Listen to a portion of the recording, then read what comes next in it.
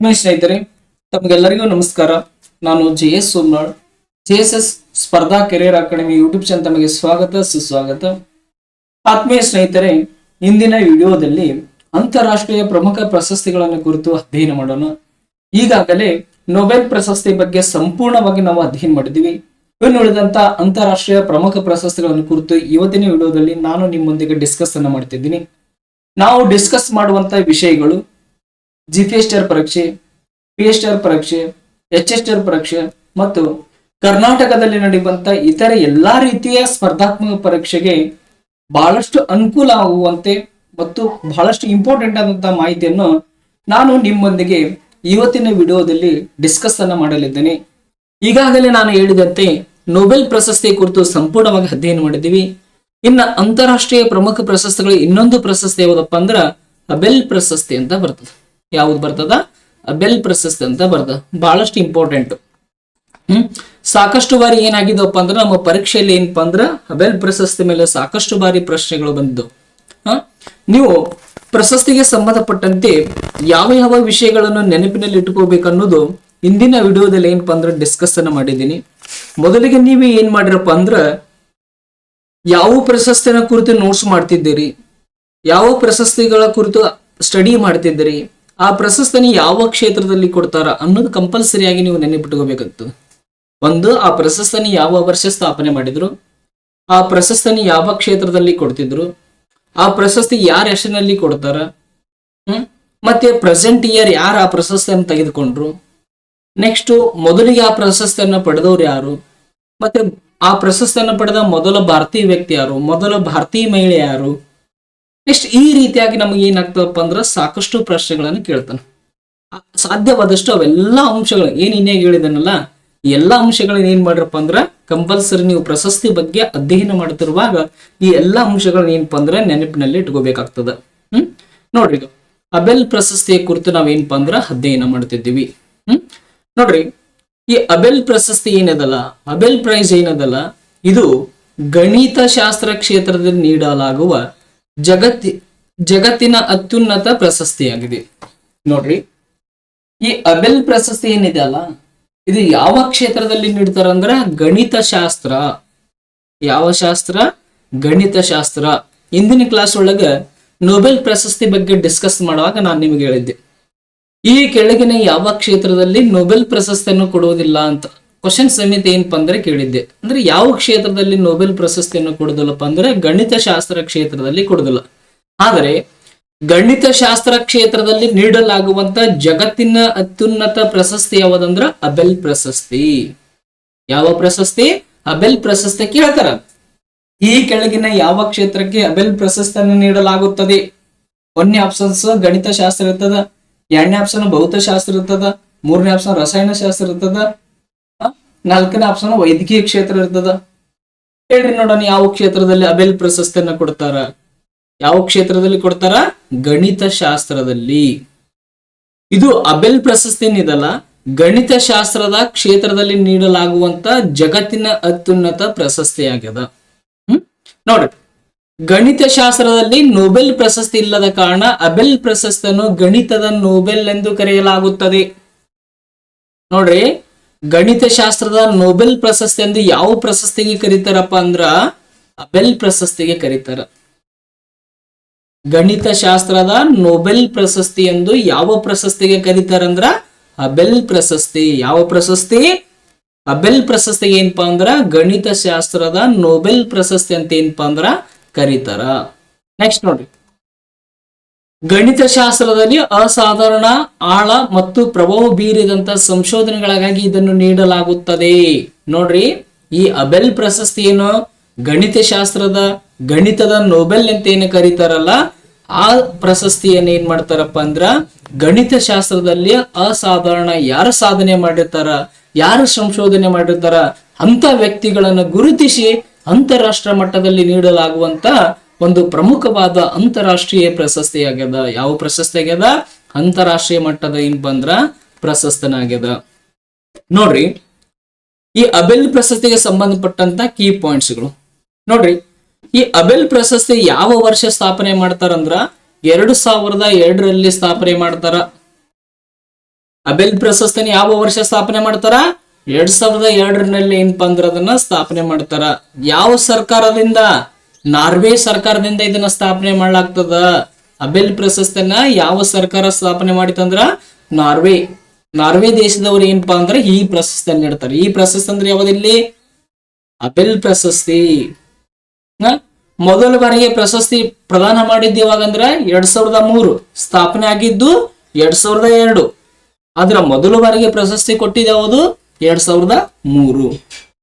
Abel ಪ್ರಶಸ್ತಿನ ಯಾವ ದೇಶದಲ್ಲಿ ನೀಡ್ತಾರಂದ್ರ Norway ದೇಶದಲ್ಲಿ. ಅಂದ್ರ ನಾರ್ವೆ ಸರ್ಕಾರ ಏನ್ ಮಾಡ್ತದಂದ್ರ 2002ರಲ್ಲಿ ಈ ಅಬೆಲ್ ಪ್ರಶಸ್ತಿನ ಏನ್ ಮಾಡ್ತದಪ್ಪ ಅಂದ್ರ ಸ್ಥಾಪನೆ ಮಾಡ್ತದ.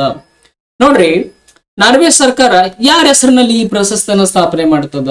ನೋಡ್ರಿ, ನಾರ್ವೆ ದೇಶದ ಪ್ರಸಿದ್ಧ ಗಣಿತ ತಜ್ಞನಾದಂತ ನಿಲ್ಸ್ ಎನ್ರಿಕ್ ಅಬೆಲ್ ಅನ್ನೋವರ ಹೆಸರಿನಲ್ಲಿ ಏನಾಗ್ತದಪ್ಪ ಅಂದ್ರೆ ಈ ಪ್ರಶಸ್ತಿಯನ್ನ ಸ್ಥಾಪನೆ ಮಾಡ್ತಾರೆ. ಅಬೆಲ್ ಪ್ರಶಸ್ತಿನ ಯಾರ ಹೆಸರಿನಲ್ಲಿ ಸ್ಥಾಪನೆ ಮಾಡ್ತಾರಂದ್ರ ನಿಲ್ಸ್ ಎನ್ರಿಕ್ ಅಬೆಲ್ ಅನ್ನೋ ನಾರ್ವೆ ದೇಶದ ಪ್ರಸಿದ್ಧವಾದಂತ ಗಣಿತ ಶಾಸ್ತ್ರಜ್ಞೆಗೆ ಆಕೆಯ 200ನೇ ಜನ್ಮದಿನದ ಸ್ಮರಣಾರ್ಥವಾಗಿ ನಾರ್ವೆ ಸರ್ಕಾರ ಏನ್ ಮಾಡ್ತದಪ್ಪ ಅಂದ್ರ 2002ರಲ್ಲಿ ಎಷ್ಟರಲ್ಲಿ 2002ರಲ್ಲಿ ಏನ್ ಮಾಡ್ತದಪ್ಪ ಅಂದ್ರ ಅಬೆಲ್ ಪ್ರಶಸ್ತಿಯನ್ನ ಸ್ಥಾಪನೆ ಮಾಡ್ತದ. ಯಾರ ಹೆಸರಿನಲ್ಲಿ ಸ್ಥಾಪನೆ ಮಾಡ್ತದ? ನೀಲ್ಸ್ ಎನ್ರಿಕ್ ಅಬೆಲ್ ಅವರ ಹೆಸರಿನಲ್ಲಿ ಏನಾಗ್ತದಪ್ಪ ಅಂದ್ರೆ ಈ ಪ್ರಶಸ್ತಿಯನ್ನ ಸ್ಥಾಪನೆ ಮಾಡ್ಲಾಗ್ತದ. ಇಲ್ಲದ ನೋಡ್ರಿ, ಅಬೆಲ್ ನಿಲ್ಸ್ ಎನ್ರಿಕ್ ಅಬೆಲ್ ಅನ್ನೋರು ಏನಪ್ಪಾ ಅಂದ್ರ ಇವ್ರೇ ಏನಪ್ಪಾ ಅಂದ್ರ ಗಣಿತ ಶಾಸ್ತ್ರದ ಕ್ಷೇತ್ರದಲ್ಲಿ ಅಪಾರವಾದ ಏನ್ ಮಾಡಿರ್ತಾರ ಅಂದ್ರ ಸಾಧನೆ ಮಾಡಿರ್ತಾರ. ಅವರ 200ನೇ ದಿನದ ಜನ್ಮದಿನದ ಸ್ಮರಣಾರ್ಥವಾಗಿ ನಾರ್ವೆ ಸರ್ಕಾರ ಏನ್ ಮಾಡ್ತದಪ್ಪ ಅಂದ್ರ ಈ ಅಬೆಲ್ ಪ್ರಶಸ್ತಿಯನ್ನ 2002ರಲ್ಲಿ ಸ್ಥಾಪನೆ ಮಾಡ್ತದ. ಯಾವ ಸರ್ಕಾರ ಸ್ಥಾಪನೆ ಮಾಡ್ತದ? ನಾರ್ವೆ ಸರ್ಕಾರ. ನೋಡ್ರಿ, ನೀಡುವ ಸಂಸ್ಥೆ ಯಾವ್ದಿದು? Norwegian academy of science and letters ಸಂಸ್ಥೆ ಏನಾಗ್ತದಪ್ಪ ಅಂದ್ರ ಈ ಪ್ರಶಸ್ತಿಯನ್ನ ನೀಡ್ತದ. ನೆಕ್ಸ್ಟ್ ಆಯ್ಕೆ ಸಮಿತಿ ಏನಿರ್ತಂದ್ರ ಅಬೆಲ್ ಸಮಿತಿ ಇರ್ತದ. ಇದು ಅಬೆಲ್ ಸಮಿತಿ ಯಾರನ್ನು ಒಳಗೊಂಡಿರ್ತದ ಅಂದ್ರ ಅಂತಾರಾಷ್ಟ್ರೀಯ ಗಣಿತ ತಜ್ಞರನ್ನು ಒಳಗೊಂಡಿರ್ತದೆ. ಅಬೆಲ್ ಸಮಿತಿ ಯಾರನ್ನು ಒಳಗೊಂಡಿರ್ತದಪ್ಪ ಅಂದ್ರ ಅಂತಾರಾಷ್ಟ್ರೀಯ ಗಣಿತ ತಜ್ಞರ ಸಮಿತಿಯನ್ನ ಏನಪ್ಪಾ ಅಂದ್ರ ಅದು ಒಳಗೊಂಡಿರ್ತದ. ನೆಕ್ಸ್ಟ್ ಈ ಅಬೆಲ್ ಪ್ರಶಸ್ತಿಯ ಬಹುಮಾನ ಮೊತ್ತ ಎಷ್ಟಿದೆ ನೋಡ್ರಿ? 7.5 ಮಿಲಿಯನ್ ನಾರ್ವೇಜಿಯನ್ ಕ್ರೋನ್ ಅನ್ನೋದು ಏನಪ್ಪಾ ಅಂದ್ರ ಇದು ಪ್ರಶಸ್ತಿ ಆಗಿದೆ. ನಾನು ನಿಮಗೆ GK ಕ್ವಶನ್ ಕೇಳ್ಬೋದು. ನಾರ್ವೆ ದೇಶದ ಕರೆನ್ಸಿ ಯಾವ್ದು? ನಮ್ಮ ಸಿಲೆಬಸ್ ಅದು. ಇದು GPT ಸಿಲೆಬಸ್ ಏನಪ್ಪಾ ಅಂದ್ರ ಅದು ಆಲ್ರೆಡಿ ಪ್ರಮುಖ ದೇಶಗಳು ಮತ್ತು ಕರೆನ್ಸಿ ಅಂತದ, ಪ್ರಮುಖ ದೇಶಗಳು ಮತ್ತು ರಾಜಧಾನಿ ಅಂತದ. ಅಲ್ಲಿ ನಿಮಗೆ ಏನಪ್ಪಾ ಅಂದ್ರ ಅನುಕೂಲ ಆಗ್ಬೋದು. ನಾರ್ವೆ ದೇಶದ ಕರೆನ್ಸಿ ಯಾವ್ದಪ್ಪ ಅಂದ್ರ ಕ್ರೋನ್ ಬರ್ತದ. ಯಾವ್ದು ಬರ್ತದ? ಕ್ರೋನ್ ಬರ್ತದ. ಇನ್ನ ಅಬೆಲ್ ಪ್ರಶಸ್ತಿಯನ್ನ ಭಾರತೀಯ ರೂಪಾಯಿಯಲ್ಲಿ ನಾವು ಕನ್ವರ್ಟ್ ಮಾಡಿದೀವಿ ಅಂದ್ರ ಅದು ಎಷ್ಟ್ ಆಗ್ತದಪ್ಪ ಅಂದ್ರ ಅಂದಾಜು ಮೊತ್ತ 5.7 ಕೋಟಿ ಆಗ್ತದ. ಎಷ್ಟಾಗ್ತದ? 5.7 ಕೋಟಿ ಆಗ್ತದ. ನೋಡ್ರಿ, ಇನ್ನೊಮ್ಮೆ ಇಲ್ಲಿಗೆ ಹೇಳ್ತೀನಿ ಕೇಳ್ರಿ. ನಾರ್ವೆ ದೇಶದ ಕರೆನ್ಸಿ ಯಾವುದು? ಕ್ರೋನ್ ಬರ್ತದ. ಯಾವ್ದು ಬರ್ತದ? ಕ್ರೋನ್ ಬರ್ತದ. ಅಬೆಲ್ ಪ್ರಶಸ್ತಿ ಒಟ್ಟು ಮೊತ್ತ ಎಷ್ಟಿದಪ್ಪ ಅಂದ್ರ 7.5 ಮಿಲಿಯನ್ ನಾರ್ವೇಜಿಯನ್ ಕ್ರೋನ್ ಅಂತ ಅದು ಏನಪ್ಪ ಅಂದ್ರ ಬರ್ತದ. ಅದೇನ ನಾವು ಭಾರತೀಯ ಕರೆನ್ಸಿಯಲ್ಲಿ ಏನಾದ್ರು ಕನ್ವರ್ಟ್ ಮಾಡಿದೀವಿ ಅಂದ್ರ ಎಷ್ಟು ಬರ್ತದಪ್ಪ ಅಂದ್ರ ಅಂದಾಜು ಮೊತ್ತ 5.7 ಕೋಟಿ ರೂಪಾಯಿಗಳು ಏನಾಗ್ತದಪ್ಪ ಅಂದ್ರ ಬರ್ತದ. ಈ ಪ್ರಶಸ್ತಿ ಯಾರ ಪ್ರದಾನ ಮಾಡ್ತಾರಂದ್ರ ನಾರ್ವೆಯ ರಾಜ ಏನಿರ್ತಾನಲ್ಲ ಅವ್ರು ಏನ್ ಮಾಡ್ತಾರಪ್ಪ ಅಂದ್ರೆ ಈ ಪ್ರಶಸ್ತಿಯನ್ನ ಮಾಡ್ತಾರ. ನೋಡ್ರಿ, ಈ ಅಬೆಲ್ ಪ್ರಶಸ್ತಿಯನ್ನ ತೆಗೆದುಕೊಂಡ ಭಾರತೀಯರು ನೋಡ್ರಿ ಯಾರ್ಯಾರ ಅದಾರ ಅಂದ್ರ ಇಲ್ಲಿವರೆಗೆ ಈ ಅಬೆಲ್ ಪ್ರಶಸ್ತಿಯನ್ನ ಎಷ್ಟು ಮಂದಿ ಪಡೆದುಕೊಂಡಿದಾರಪ್ಪ ಅಂದ್ರ ಒಬ್ಬ ವ್ಯಕ್ತಿ ಏನ್ ಮಾಡಿದ್ದಾನಪ್ಪ ಅಂದ್ರ ಪಡೆದುಕೊಂಡಿದ್ದಾನ. ಯಾರಪ್ಪ ಅಂದ್ರ ಅವರು SR ಶ್ರೀನಿವಾಸ್ ವರ್ಧನ್ ಅಂತ.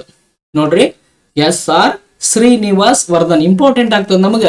ಎಕ್ಸಾಮ್ಗೆ ಏನ್ ಮಾಡ್ತಾನಪ್ಪ ಅಂದ್ರೆ ಇಂಥ ಪಾಯಿಂಟ್ಗಳನ್ನ ಏನ್ ಮಾಡ್ತಾನಪ್ಪ ಅಂದ್ರ ಆತ ಟಾರ್ಗೆಟ್ ಮಾಡ್ತಾನ. ಕೇಳ್ತಾನ ಪ್ರಶ್ನೆ ಯಾವ ರೀತಿಯಾಗಿ ಕೇಳ್ತಾನಪ್ಪ ಅಂದ್ರ ಅಬೆಲ್ ಪ್ರಶಸ್ತಿಯನ್ನ ಪಡೆದ ಮೊದಲ ವ್ಯಕ್ತಿ ಯಾರು ಅಂತ ಪ್ರಶ್ನೆ ಕೇಳ್ಬೋದು. ಅಬೆಲ್ ಪ್ರಶಸ್ತಿಯನ್ನ ಪಡೆದ ಏಕೈಕ ಭಾರತೀಯ ವ್ಯಕ್ತಿ ಯಾರಂತ ಕೇಳ್ಬೋದು. ಈ ರೀತಿಯಾಗಿ ನಮ್ಗೆ ಏನ್ ಮಾಡ್ಬೋದಪ್ಪ ಅಂದ್ರ ಪ್ರಶ್ನೆಗಳು ಬರಬಹುದು. ನೋಡ್ರಿ, ಅಬೆಲ್ ಪ್ರಶಸ್ತಿಯನ್ನ ಪಡೆದ ಏಕೈಕ ಭಾರತೀಯ ವ್ಯಕ್ತಿ ಯಾರಪ್ಪ ಅಂದ್ರ SR ಶ್ರೀನಿವಾಸ್ ವರ್ಧನ್. ನನ್ ಜೊತೆ ಒಂದ್ಸಲ ಅಂದ್ಬಿಡ್ರಿ, SR ಶ್ರೀನಿವಾಸ್ ವರ್ಧನ್ ಅನ್ನೋರು ಏನಪ್ಪಾ ಅಂದ್ರ 2007ರಲ್ಲಿ ಈ ಅಬೆಲ್ ಪ್ರಶಸ್ತಿಯನ್ನ ತೆಗೆದುಕೊಂಡ್ರು. ಯಾವ ಪ್ರಶಸ್ತಿಯನ್ನ ತೆಗೆದುಕೊಂಡ್ರು? 2007ರಲ್ಲಿ ಅಬೆಲ್ ಪ್ರಶಸ್ತಿಯನ್ನ ತೆಗೆದುಕೊಂಡ್ರು. ಯಾವ ಸಾಧನೆಗಾಗಿ ಆ ಪ್ರಶಸ್ತಿಯನ್ನ ತೆಗೆದುಕೊಂಡ್ರು ಅವರು? ನೋಡ್ರಿ, ಅವರು ಸಂಭವನೀಯತೆಯ ಸಿದ್ಧಾಂತಕ್ಕೆ ನೀಡಿದ ಮೂಲಭೂತ ಕೊಡುಗೆಗಾಗಿ ಮತ್ತು ಲಾರ್ಜ್ ಡಿವಿಷನ್ ಸಿದ್ಧಾಂತವನ್ನು ರೂಪಿಸಿದಕ್ಕಾಗಿ ಇವರಿಗೆ ಈ ಗೌರವ ಲಭಿಸಿತು. ಯಾವ ಗೌರವ ಲಭಿಸಿತು? ಅಬೆಲ್ ಪ್ರಶಸ್ತಿ. ನೋಡ್ರಿ, ಇನ್ನೊಂದು ಪ್ರಶ್ನೆ ಕೇಳ್ತೀನಿ ಇಲ್ಲಿ. ಅಬೆಲ್ ಪ್ರಶಸ್ತಿಯನ್ನು ಯಾವ ಕ್ಷೇತ್ರದಲ್ಲಿ ನೀಡ್ತಾರ? ಯಾವ ಕ್ಷೇತ್ರದಲ್ಲಿ ನೀಡ್ತಾರ? ಗಣಿತಶಾಸ್ತ್ರ ಕ್ಷೇತ್ರದಲ್ಲಿ ನೀಡ್ತಾರ. ಗಣಿತದ ನೊಬೆಲ್ ಎಂದು ಯಾವ ಪ್ರಶಸ್ತಿಗೆ ಕರೀತಾರ? ಯಾವ ಪ್ರಶಸ್ತಿಗೆ ಕರೀತಾರ? ಅಬೆಲ್ ಪ್ರಶಸ್ತಿನ ಗಣಿತದ ನೊಬೆಲ್ ಅಂತ ಕರೀತಾರ. ಅಬೆಲ್ ಪ್ರಶಸ್ತಿಯನ್ನು ಪಡೆದ ಮೊದಲ ಮತ್ತು ಭಾರತೀಯ ಏಕೈಕ ವ್ಯಕ್ತಿ ಯಾರು? SR ಶ್ರೀನಿವಾಸ್ ವರ್ಧನ್. ಯಾವ ವರ್ಷ ತೆಗೆದುಕೊಂಡ್ರು? 2007ರಲ್ಲಿ ತೆಗೆದುಕೊಂಡ್ರು. ಯಾವ ವರ್ಷ ತೆಗೆದುಕೊಂಡ್ರು? 2007ರಲ್ಲಿ ಏನ್ ಮಾಡ್ತಾರಪ್ಪ ಅಂದ್ರ ಅವರು ಈ ಪ್ರಶಸ್ತಿಯನ್ನ ತೆಗೆದುಕೊಳ್ಳುತ್ತಾರ. ನೋಡ್ರಿ, ಈ ಪ್ರಶಸ್ತಿಯನ್ನು ತೆಗೆದುಕೊಂಡ ಪ್ರಮುಖ ವ್ಯಕ್ತಿಗಳು ಕೊಟ್ಟಿದ್ದಾರ. ಅಂದ್ರ ಅಬೆಲ್ ಪ್ರಶಸ್ತಿಯನ್ನ ತೆಗೆದುಕೊಂಡ ಮೊದಲ ವ್ಯಕ್ತಿ ಅಂದ್ರೆ 2003ರಲ್ಲಿ ಜೀನ್ ಪಿಯರೆ ಸೆರೆರಿ ಅಂತ ಬರ್ತಾರ. ಯಾರು ಬರ್ತಾರ? ಸೆರಾರಿ ಅಂತ ಬರ್ತಾರ. ಇವರು ಯಾವ ದೇಶದವರು ಅಂದ್ರ ಫ್ರಾನ್ಸ್ ದೇಶದವರು. ಯಾವ ದೇಶದವರು? ಫ್ರಾನ್ಸ್ ದೇಶದವರು. ಕೇಳಬಹುದು ನಮಗೆ ಎಕ್ಸಾಮ್ದೊಳಗೆ. ಏನು ಕೇಳಬಹುದಪ್ಪ ಅಂದ್ರ ಅಬೆಲ್ ಪ್ರಶಸ್ತಿಯನ್ನು ಪಡೆದುಕೊಂಡ ಮೊದಲ ವ್ಯಕ್ತಿ ಯಾರು? ನೋಡ್ರಿ, ಅಬೆಲ್ ಪ್ರಶಸ್ತಿಯನ್ನು ಪಡೆದುಕೊಂಡ ಮೊದಲ ಭಾರತೀಯ ವ್ಯಕ್ತಿ ಬೇರೆ, ಅಬೆಲ್ ಪ್ರಶಸ್ತಿಯನ್ನು ಪಡೆದ ಮೊದಲ ವ್ಯಕ್ತಿ ಬೇರೆ. ಭಾರತೀಯ ವ್ಯಕ್ತಿ ಅಂದ್ರೆ ಯಾರು ಬರ್ತಾರ? ಯಾರು ಬರ್ತಾರ ಭಾರತೀಯ ವ್ಯಕ್ತಿ ಅಂದ್ರ? SR ಶ್ರೀನಿವಾಸ್ ವರ್ಧನ್ ಅವ್ರು ಬರ್ತಾರ. ಅದೇ ಅಬೆಲ್ ಪ್ರಶಸ್ತಿಯನ್ನು ಪಡೆದ ಜಗತ್ತಿನ ಮೊದಲ ವ್ಯಕ್ತಿ ಯಾರಪ್ಪ ಅಂದ್ರ ಜೀನ್ ಪಿಯರೆ ಸೆರೆರೆ ಅನ್ನೋರು ಏನಪ್ಪಾ ಅಂದ್ರ ಬರ್ತಾರ. ಅವ್ರು ಯಾವ ದೇಶದವರಪ್ಪ ಅಂದ್ರ ಫ್ರಾನ್ಸ್ ದೇಶದವರು. ಇನ್ನೊಂದು ನಿಮಗೆ ಸ್ವಲ್ಪ ಟ್ವಿಸ್ಟ್ ಮಾಡೋ ಸಲುವಾಗಿ ಇನ್ನೊಂದು ರೀತಿ ಕ್ವಶನ್ ಕೇಳಬಹುದಾತ. 2003ರಲ್ಲಿ ಅಬೆಲ್ ಪ್ರಶಸ್ತಿಯನ್ನು ಯಾವ ದೇಶಕ್ಕೆ ನೀಡಲಾಯ್ತು ಅಂತ ನಮ್ಮ ಪ್ರಶ್ನೆ ಕೇಳಬಹುದು. ಯಾವ ದೇಶಕ್ಕೆ ನೀಡಲಾಯ್ತು? ಫ್ರಾನ್ಸ್ ದೇಶಕ್ಕೆ ನೀಡಲಾಗಿತ್ತು. ನೋಡ್ರಿ, ಜೀನ್ ಪಿಯರೆ ಸೆರೆರಿ ಅವರು ಏನದಾರಲ್ಲ, ಈ ಅಬೆಲ್ ಪ್ರಶಸ್ತಿಯನ್ನು ಪಡೆದುಕೊಳ್ಳುವುದಕ್ಕೆ ಯಾವ ಸಾಧನೆ ಮಾಡಿದಾರಂದ್ರ ಟೋಪೋಲಜಿ ಮತ್ತು ಬೀಜಗಣಿತದ ಅಥವಾ ರೇಖಾಗಣಿತದಲ್ಲಿನ ಸಾಧನೆಗಾಗಿ ಏನಾಗ್ತದಪ್ಪ ಅಂದ್ರ ಅವರಿಗೆ ಈ ಪ್ರಶಸ್ತಿಯನ್ನು ಕೊಡಲಾಗ್ತದ. ಇನ್ನ ಅಬೆಲ್ ಪ್ರಶಸ್ತಿಯನ್ನು ಪಡೆದುಕೊಂಡ ಮೊದಲ ಮಹಿಳೆ ಯಾರಪ್ಪ ಅಂದ್ರ ಕರೆನ್ ಉಲೆನ್ ಬೇಕ್ ಅಂತ ಬರ್ತಾರ. ಯಾರು ಬರ್ತಾರ? ಕರೆನ್ ಉಲೆನ್ ಬೇಕ್ ಅಂತ ಬರ್ತಾರ. ಇವ್ರು ಯಾವ ದೇಶದವರಪ್ಪ ಅಂದ್ರ ಅಮೆರಿಕ ದೇಶದ ಮಹಿಳೆ. ಅಬೆಲ್ ಪ್ರಶಸ್ತಿಯನ್ನು ತೆಗೆದುಕೊಂಡಂತ ಮೊಟ್ಟ ಮೊದಲ ಮಹಿಳೆ ಯಾರಪ್ಪ ಅಂದ್ರ ಕರೆನ್ ಉಲೆನ್ ಬೇಕ್ ಅಂತ ಬರ್ತಾರ. ಅವ್ರು ಯಾವ ದೇಶ ಅಂದ್ರ ಅಮೆರಿಕ ದೇಶದವರು. ಜಾಮಿತಿಯ ವಿಶ್ಲೇಷಣೆ ಮತ್ತು ಗೇಜ್ ಸಿದ್ಧಾಂತದಲ್ಲಿನ ಸಾಧನೆಗಾಗಿ ಏನ್ ಮಾಡ್ತಾರಪ್ಪ ಅಂದ್ರೆ ಇವರಿಗೆ ಈ ಪ್ರಶಸ್ತಿಯನ್ನು ನೀಡಲಾಗ್ತದ. ಇನ್ನ ಅಬೆಲ್ ಪ್ರಶಸ್ತಿಯನ್ನು 2025ರಲ್ಲಿ ಯಾರು ತೆಗೆದುಕೊಂಡ್ರು?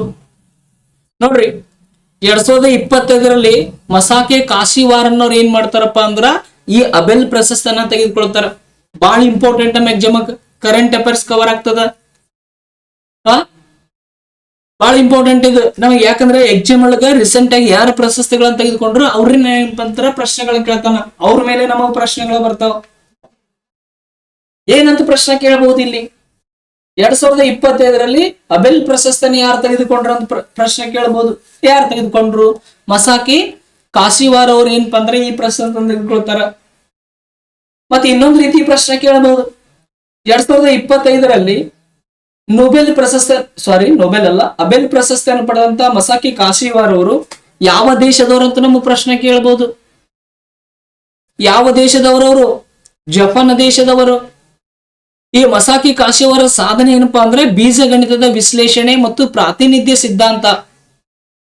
ಇದು ಈ ಸಿದ್ಧಾಂತವನ್ನು ಮಂಡಿಸಿದಕ್ಕಾಗಿ ಅವ್ರಿಗೆ ಏನ್ ಮಾಡಿದ್ರಪ್ಪ ಅಂದ್ರೆ 2025ನೇ ಸಾಲಿನ ಅಬೆಲ್ ಪ್ರಶಸ್ತಿಯನ್ನ ನೀಡಿ ಗೌರವಿಸಲಾಯಿತು.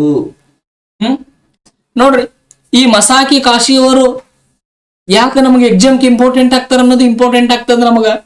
ನೋಡ್ರಿ, ಅವ್ರದ್ದು ವಿಶೇಷತೆ ಏನಿದೆ ಅಂದ್ರ ಮಸಾಕಿ ಕಾಶಿಯವರು ಈ ಪ್ರಶಸ್ತಿಯನ್ನು ಪಡೆದ ಯುರೋಪ ಮತ್ತು ಅಮೆರಿಕದ ಹೊರಗಿನ ಮೊದಲ ಗಣಿತ ಶಾಸ್ತ್ರಜ್ಞ ಎಂಬ ಹೆಗ್ಗಳಿಕೆಗೆ ಪಾತ್ರರಾಗಿದ್ದಾರೆ. ಇಂಪಾರ್ಟೆಂಟ್ ಇದು, ನೆನಪಿಟ್ಕೊಂಡ್ಬಿಡ್ರಿ. 2025ನೇ ಸಾಲಿನಲ್ಲಿ ಅಬೆಲ್ ಪ್ರಶಸ್ತಿ ಯಾರು ಪಡೆದ್ರಪ್ಪ ಅಂದ್ರ ಮಸಾಕಿ ಕಾಶಿಯವರು ತೆಗೆದುಕೊಳ್ತಾರ. ಇವ್ರು ನಮ್ಗೆ ಯಾಕೆ ಇಂಪಾರ್ಟೆಂಟ್ ಆಗ್ತಾರಪ್ಪ ಅಂದ್ರ ಅಬೆಲ್ ಪ್ರಶಸ್ತಿಯನ್ನ ಪಡೆದ ಯುರೋಪ ಮತ್ತು ಅಮೆರಿಕದ ಹೊರಗಿನ ಮೊದಲ ಗಣಿತ ಶಾಸ್ತ್ರಜ್ಞನಾಗ್ತಾರ. ಹಾಗಾಗಿ ನಮಗೆ ಎಕ್ಸಾಮ್ ದೃಷ್ಟಿಯಿಂದ ಏನೇನಾಗ್ತಾರಪ್ಪ ಅಂದ್ರ ಬಹಳಷ್ಟು ಇಂಪಾರ್ಟೆಂಟ್ ಆಗ್ತಾರ. ಇನ್ನ ನೊಬೆಲ್ ಪ್ರಶಸ್ತಿಗೂ ಮತ್ತು ಅಬೆಲ್ ಪ್ರಶಸ್ತಿಗೂ ಇರುವ ವ್ಯತ್ಯಾಸವೇನು? ಏನು ಅಷ್ಟೊಂದು ಬಹಳ ಏನು ವ್ಯತ್ಯಾಸ ಇಲ್ಲ ನೋಡ್ರಿ. ಈ ನೊಬೆಲ್ ಪ್ರಶಸ್ತಿನ ಯಾರು ಸ್ಥಾಪನೆ ಮಾಡ್ತಾರ ಅಂದ್ರ ಆಲ್ಫ್ರೆಡ್ ನೊಬೆಲ್ ಅವರು ಸ್ಥಾಪನೆ ಮಾಡ್ತಾರ. ಯಾವಾಗ ಸ್ಥಾಪನೆ ಮಾಡ್ತಾರ ನೋಡ್ರಿ, ಹಿಂದಿನ ಕ್ಲಾಸ್ಗಳನ್ನ ನೋಡಿದ್ರೆ 1895ರಲ್ಲಿ ಈ ಪ್ರಶಸ್ತಿನ ಸ್ಥಾಪನೆ ಮಾಡ್ತಾರ.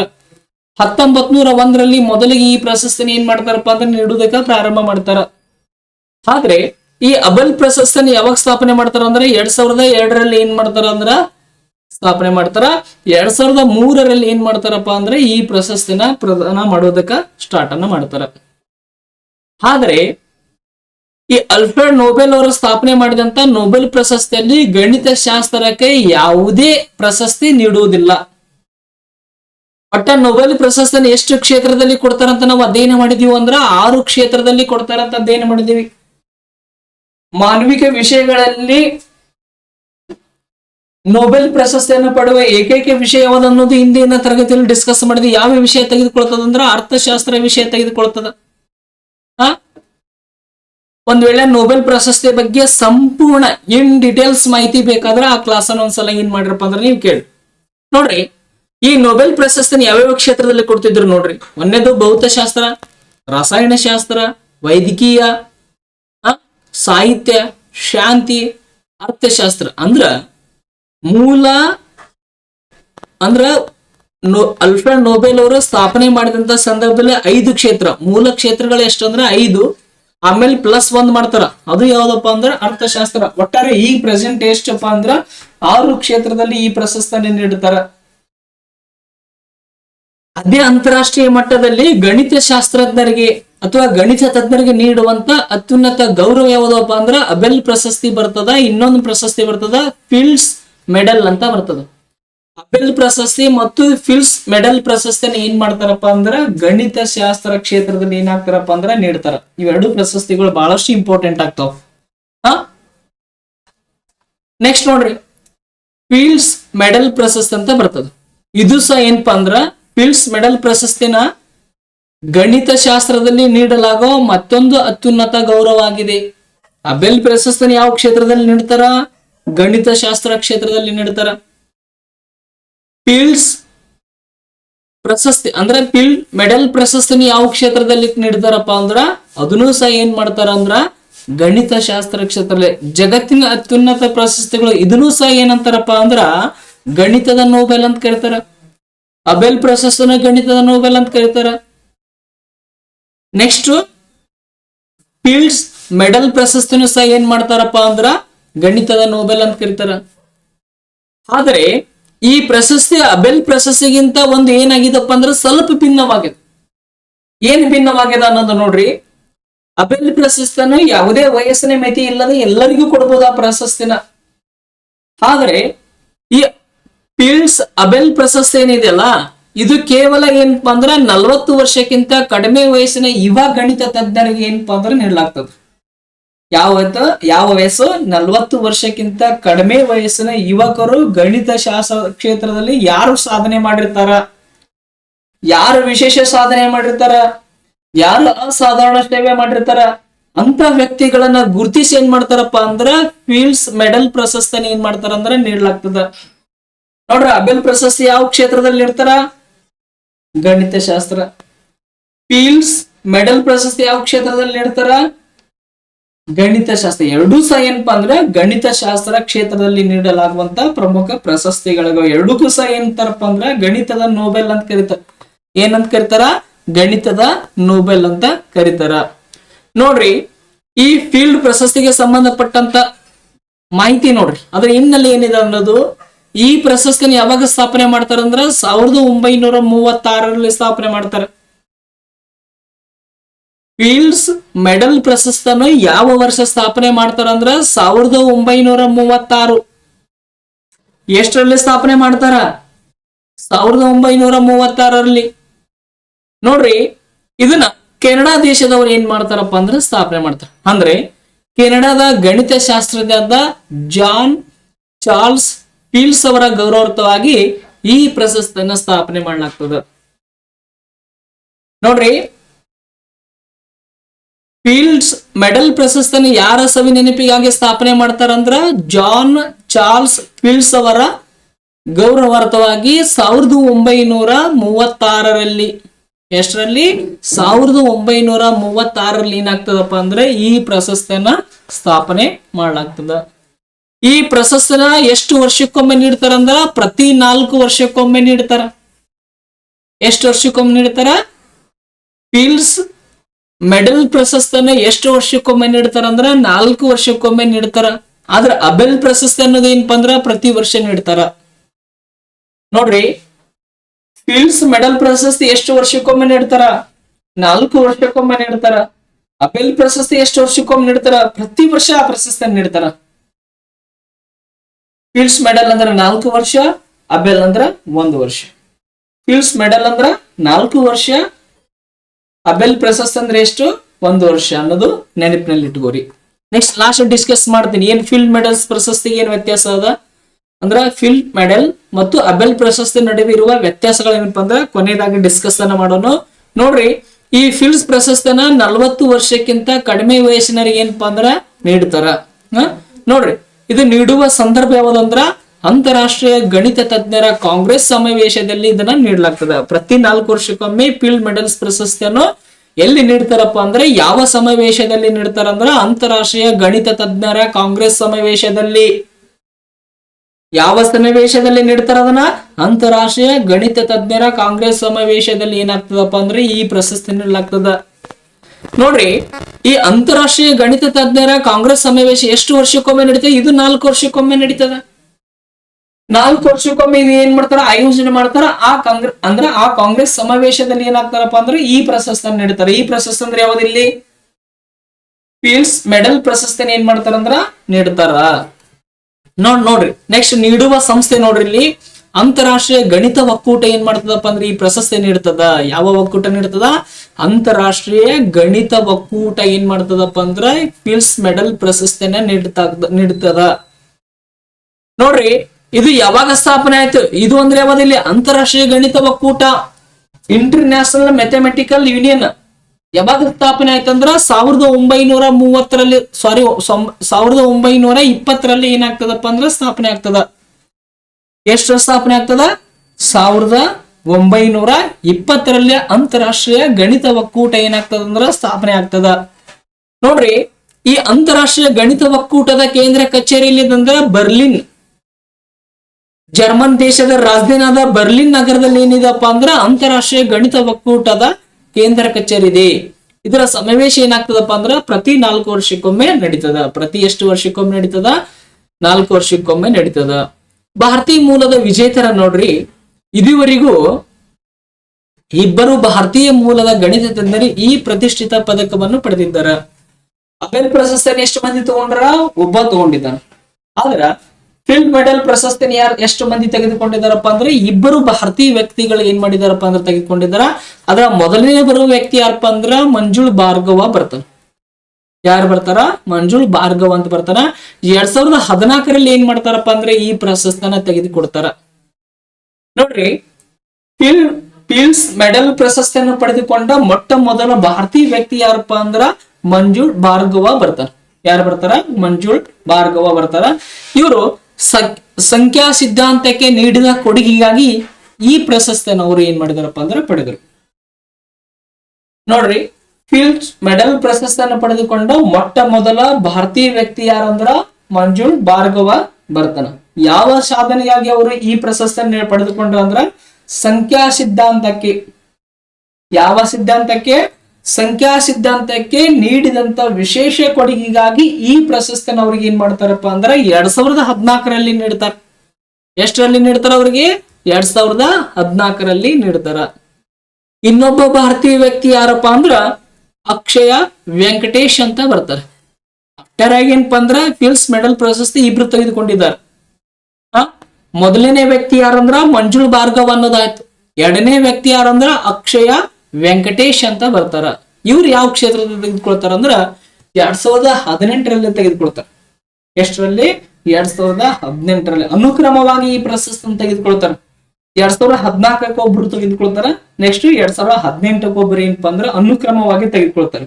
ಹೆಂಗಾಗತ್ರಿ ಇದು ಅನುಕ್ರಮ ಅಂತ ಕೇಳ್ಬೋದು ನೀವು. ಯಾಕಂದ್ರ ಈ ಪ್ರಶಸ್ತನ ಎಷ್ಟು ವರ್ಷಕ್ಕೊಮ್ಮೆ ಕೊಡ್ತಾರ ಅಂತ ಹೇಳಿದೀವಿ ನಾವು, 4 ವರ್ಷಕ್ಕೊಮ್ಮೆ ಕೊಡ್ತಾರ. 2014 ಕೊಟ್ಟಿದಾರ ಅಂದ್ರ ನೆಕ್ಸ್ಟ್ ಎಲ್ಲಿ ಬರ್ತದ, 4 ವರ್ಷ 2018 ಬರ್ತದ. ಅನುಕ್ರಮ ಆಗ್ತದಲ್ಲ, ವೆರಿ ಗುಡ್. ನೋಡ್ರಿ, ಅನುಕ್ರಮವಾಗಿ ಈ ಪ್ರಶಸ್ತನ ಏನ್ ಮಾಡ್ತಾರಪ್ಪ ಅಂದ್ರ ತೆಗೆದುಕೊಳ್ತಾರ. ಒಂದು ಮಂಜುಳಾ ಭಾರ್ಗವ, ಇನ್ನೊಂದು ಅಕ್ಷಯ ವೆಂಕಟೇಶ್ ಅಂತ ಬರ್ತಾರೆ.